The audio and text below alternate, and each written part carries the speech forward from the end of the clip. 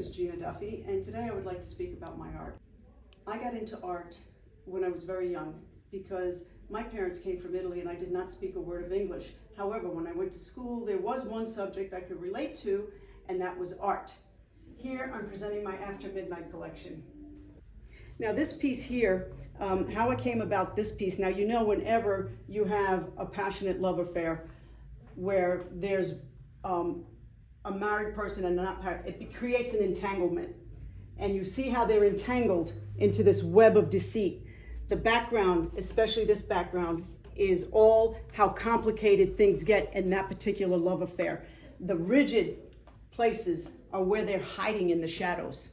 This is actually from an opera, and it actually happened in the turn of the century, 20th century. And this was in Italy, where it was a traveling troupe, and a man had gone to one of the villages whose father had a young girl. She was about 21 years old. They needed the money, so they sold her to this old man who was in his late 50s. Now, as they were traveling, the young girl spotted someone in the audience, and she kind of made a connection with him, and his name was Silvio. Her name was Nita.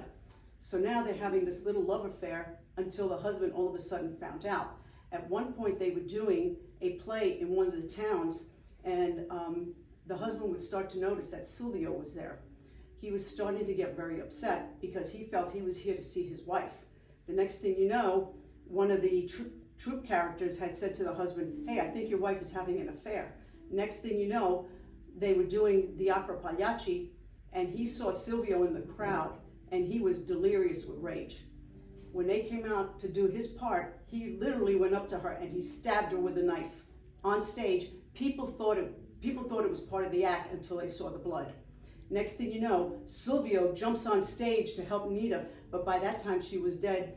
Her husband comes running around and he stabs Silvio, and now they both died on stage in that opera.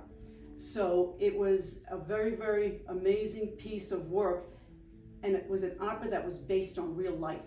Because when you do something that's based on real life, the picture is very powerful. Just like this. This is her face, and how violent her background is of her life, and how her father sold her. Okay, and here her face is green with envy, and also her face is enraged. Okay, I put the purple there as a barrier to break it, but this piece is called The Face of Gemini, where you have the split personality that she had, and the two triangles in the background were trying to bring her face together. Being born and raised in New York City, I absolutely love the city. And I've done many pieces in New York City, but these two happen to be my favorite because this has such an atmospheric quality. I mean, you can see this, you can see here where the buildings are reflecting in the rivers. You can see the telephone lines, you can see the electricity and the life through the city, the dragons flying overhead, the bridges here, and how much depth and negative space this painting has. And of course the Statue of Liberty back here, you got New Jersey, you got Brooklyn back here. So you can actually relate to how this painting came about. Also another bridge here that connects Brooklyn to Manhattan. So when I painted this picture, there was a lot of facets involved, and I wanted to make sure that I captured them so that when the painting came together, it would look like this. This piece here, my husband and I were sitting at a restaurant across from Radio City Music Hall, and we were just sitting there, and their music was playing, and they were having a lot of fun. And that night the moon was out, and of course it wasn't this big, but I had replaced a lot of the buildings that were here with the sky and the moon. And these lyrics and these notes are actually Van Morrison's Moondance song, and the same ones that are coming out of here.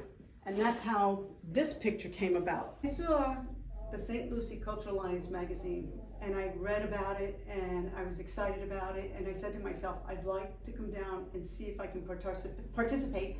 And when I met the people, and I'm like, oh my God, they're so open, you know, they're so real, they made a connection with me, and you know, they're so genuine in how they present the art, and I felt very, very comfortable being a member of this art organization. My experience with the vault has been very exciting. You know, I love when people come in and they look at the paintings, and not just mine, but they look at everybody's paintings and they have a very good reaction to the paintings, which to me makes me happy, because that tells me now the public is actually relating to the artwork. Please take a moment and come and explore the exclusive ultrafine collection found at the Vault. I think you'll find it very exciting, I think you'll find it very interesting, and I think you'll find it very satisfying to see a work of art that really pleases you.